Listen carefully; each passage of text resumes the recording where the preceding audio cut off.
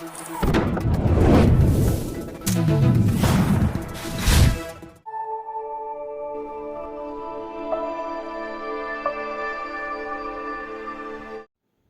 தமிழ் செய்திகள் வாசிப்பது நிஷா.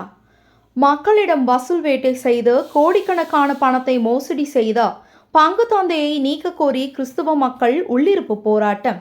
ஸ்ரீவில்லிபுத்தூர் கத்தோலிக்க கிறிஸ்துவ திருச்சபை பங்கு தந்தை அருட்பணி சந்தன சகாயம் அவர்கள் ஆலய பணி மற்றும் மக்கள் பணியில் கடந்த 4 ஆண்டுகளாக பல கோடி ரூபாய் மோசடி செய்துள்ளார்.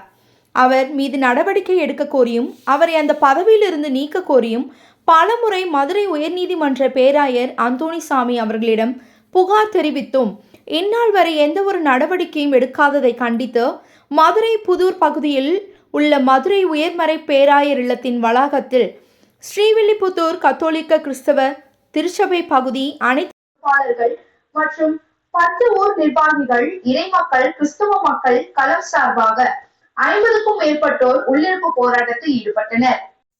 செய்திகளை உடனுக்குடன் காண தாமரை தமிழ் நியூஸ் சேனலை சப்ஸ்கிரைப் பண்ணுங்க, லைக் பண்ணுங்க, ஷேர் பண்ணுங்க.